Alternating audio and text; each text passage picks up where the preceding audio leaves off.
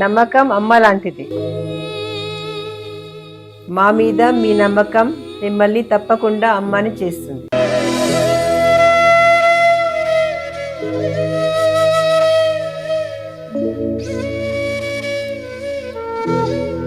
నేడు ఎంతో మంది మా మీద నమ్మకంతో అమ్మాయారు.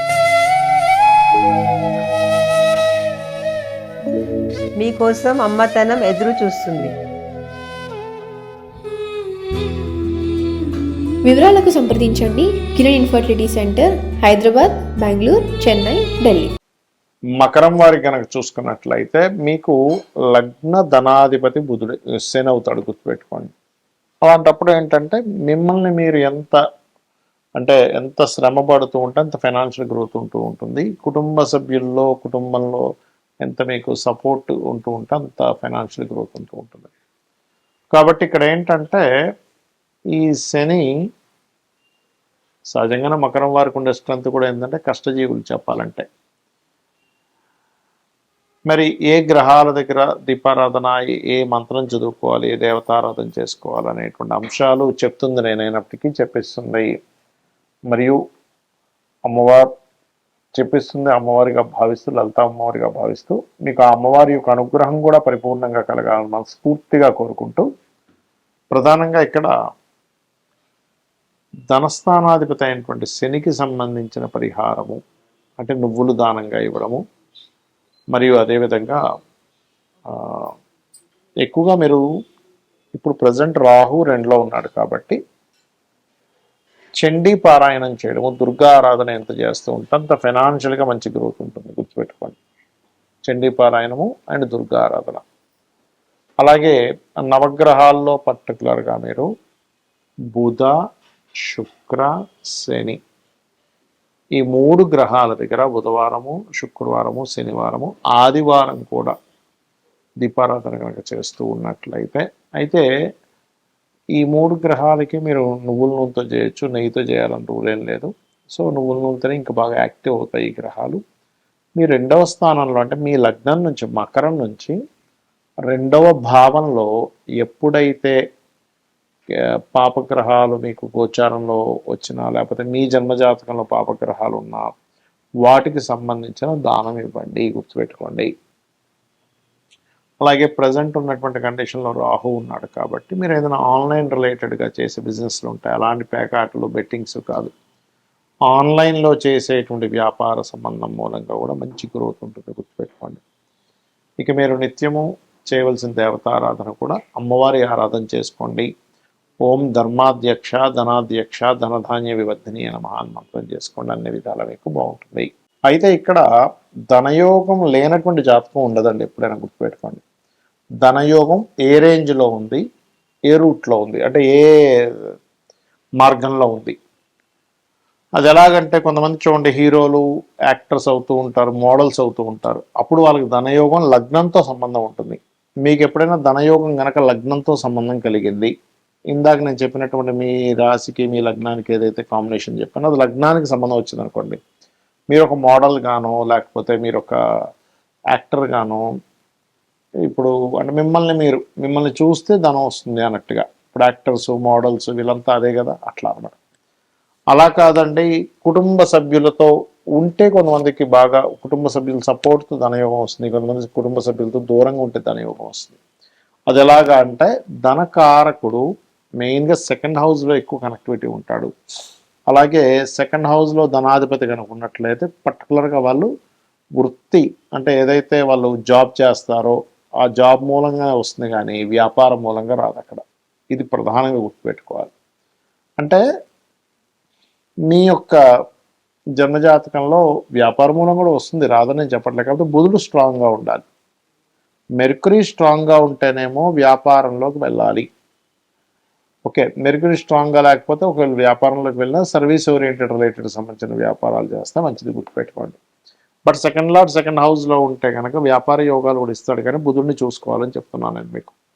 ఇక అదే మీడియేటింగ్ ద్వారా డబ్బులు వస్తాయి చూడండి. కొంతమందికి రియల్ ఎస్టేట్లో ఎవరిదో ప్లాట్ ఉంటుంది, ఇంకొరెవరో కొనుక్కుంటుంటారు. మీడియేటింగ్గా మీరు వాళ్ళిద్దరికీ ఒక సర్వీస్ ఇస్తారు. అలా మీకు రావాలన్నా, లేకపోతే ఏదైనా ఒక ప్రోడక్ట్, ఇప్పుడు చూడండి మనకి జొమాటో, లేకపోతే ఇట్లాంటివన్నీ ఉన్నాయి కొన్ని కొన్ని. అవి ప్రోడక్ట్ వాళ్ళది కాదు, ప్రోడక్ట్ ఒకరు అమ్ముతారు,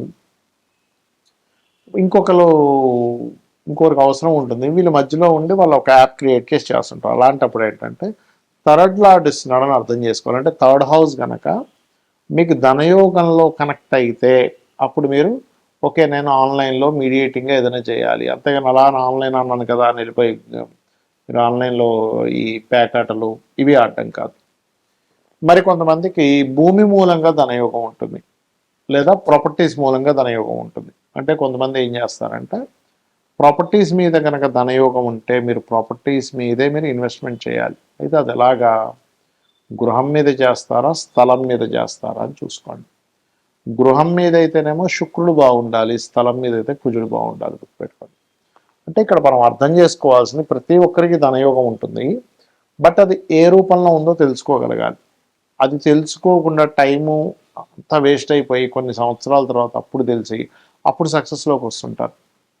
ఇక అలాగే ఈ 4th హౌస్ కనుక కనెక్టివిటీస్ వస్తే అందులో శుక్రుడు కానీ చంద్రుడు కానీ ఇన్వాల్వ్ అయితే ఈ క్యాప్స్ లేకపోతే ఈ ఫుడ్ రిలేటెడ్ సంబంధించినవి, సెకండ్ హౌస్ కూడా చంద్రుడు వచ్చినా ఫుడ్ రిలేటెడ్ చేసుకోవచ్చు, 7th హౌస్కి వచ్చినా కూడా. ఇక 5th హౌస్కి ధనయోగం కనెక్ట్ అయిందనుకోండి, ఉదాహరణకి క్రియేటివిటీ, సినిమా ఫీల్డ్లో వాళ్ళు, ఫ్యాషన్ డిజైనింగ్స్, ఇవాళ ఏదైతే క్రియేటివ్తో సంబంధం ఉంటుందో అన్నంతో సంబంధం ఉంటుంది, మగ్గం వర్క్ కూడా తీసుకోవచ్చు అక్కడ. అలా 6th హౌస్ కనుక కనెక్ట్, 5th హౌస్ కనెక్టివిటీ వస్తే ఇంకోటి కూడా ఏంటంటే మెడికల్ కూడా అండి. అంటే మీకు కనుక ధనయోగం పంచమ స్థానంతో సంబంధం కలిగి ఉంటే మీరు ఆరోగ్య సంబంధించిన వాటిలోకి వెళ్ళడం ద్వారా, అందులో పర్టికులర్గా రవి సంబంధం వస్తే కనుక ఆరోగ్యం ద్వారానే మీకు డబ్బులు వస్తాయి. అంటే మీరు ఆరోగ్యంగా ఉండడం వల్ల కాదు, మెడికల్ షాపులు, హాస్పిటల్స్, జిమ్స్ ఇట్లా తీసుకోవాలి. ఇక 6th హౌస్ కనెక్టివిటీ కనుక ధనయోగానికి వస్తే చిట్ ఫండ్స్ నడుపుతూ ఉంటారు. కొంతమంది చూడండి, ఎంతోమంది చిట్ ఫండ్స్ నడిపి లాస్ అయిపోతే కొంతమంది చిట్ ఫండ్స్లోనే కోట్లు సంపాదిస్తారు. దానికి కారణం ఏంటంటే 6వ స్థానాధిపతి ధన సంబంధం వచ్చిందని అర్థం. ఇంకోటి పంచమ స్థానాధిపతి ధన సంబంధం వస్తే వాళ్ళకి సంతానం కలిగినప్పటి నుంచి ఫైనాన్షియల్గా బాగుంటుంది. 6వ స్థానాధిపతి ధన సంబంధం వస్తేనేమో వాళ్ళు అప్పు తీసుకొని కోటీశ్వర్లే మళ్ళీ అప్పులు కూడా తీర్చేయగలుగుతారు. అదే అప్పు స్థానం కారకుడు పాడైతే కనుక అప్పులు పాలవుతారు ఎక్కువగా, అది గుర్తుపెట్టుకోండి. అలాగే 7వ స్థానం ధన సంబంధం వస్తే ఇక్కడ ఏంటంటే సోషల్ మీడియాస్ ద్వారా లేకపోతే జీవిత భాగస్వామి వాళ్ళ లైఫ్లోకి ఎంటర్ అయినప్పటి నుంచి వాళ్ళకి ఫైనాన్షియల్ గ్రోత్ చాలా బాగుంటుంది, గుర్తుపెట్టుకోండి. అలాగే మరొక విషయం ఏంటంటే ఇక్కడ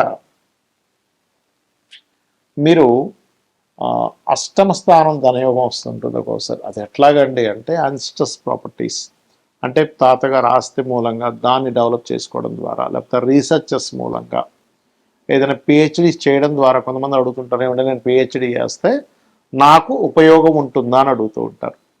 అలా ఏంటంటే వాళ్ళకి ధనయోగం కనుక 8వ స్థానం రీసెర్చ్తో సంబంధం ఉంటే పిహెచ్డీ చేయడం ద్వారా వాళ్ళు ఇంకా గ్రో అవుతారు ఫైనాన్షియల్గా. ఇక 9వ స్థానానికి కనుక ధనయోగం సంబంధం ఉంటే వాళ్ళు స్కూల్స్, కాలేజ్, టీచింగ్ లైన్స్లోకి వెళ్ళడం మంచిది. దశమానికి కనుక ధనయోగం వస్తే జాబ్సే, ఇంకా అందులో డౌట్ లేదు. లాభానికి కనుక ధనయోగం వస్తే అది ఏ గ్రహం ద్వారా వచ్చిందో తెలుసుకోగలగాల, ఆ రకంగా వ్యాపారాలు చేసుకోవచ్చు. వ్యయస్థానానికి ధనయోగం వస్తే ఉన్న వ్యక్తి ఉన్న ప్లేస్లో కాకుండా ఇతర ప్రదేశాలకు వెళ్ళడం ద్వారా విదేశాల మూలంగా ధనయోగం ఏర్పడుతుంది, ఇది గుర్తుపెట్టుకోండి. ఇక ఈ ధనయోగం ఫస్ట్ అసలు ఏ ఇయర్లో ఉందో చెక్ చేసుకోవాలి. అంటే అలాగా మహాదశలు, అంతర్దశలు ఏ సంవత్సరం నుంచి ఏ సంవత్సరం లోపల మీకు కనెక్ట్ అవుతున్నాయి. ఎర్లీ ఏజ్లో ఉందా, కొంచెం మిడిల్ ఏజ్లో ఉందా, లేట్ ఏజ్లో ఉందా ధనయోగం అనేటువంటిది, పాపకత్తెరలో ఉందా, శుభకత్తెరలో ఉందా, దానికి మహాదశ అంతర్దశలతో పాటు గోచారం ఎంతవరకు సపోర్ట్ చేస్తుంది, ఇవి ప్రధానంగా తెలుసుకోవాలి. ఇవి తెలుసుకోకుండా అయ్యో నాకు రావట్లేదని, లేదా అతనికి అసలు ఏ వ్యాపారం ఏ రూట్లో ఉందో తెలియక ఇబ్బంది పడుతుంటారు. కాబట్టి ఇది పాపకత్తెరలో ఉంటే పాపగ్రహాలకు దానం ఇస్తూ ఉండాలి. ఓం సంపత్కరీ సమారూఢ సింధుర వ్రజ సేవితాయ నమః, ఓం ధర్మాధ్యక్ష ధనాధ్యక్ష ధనధాన్య వివర్ధనీయ నమః చేసుకుంటే అన్ని విధాలా బాగుంటుంది.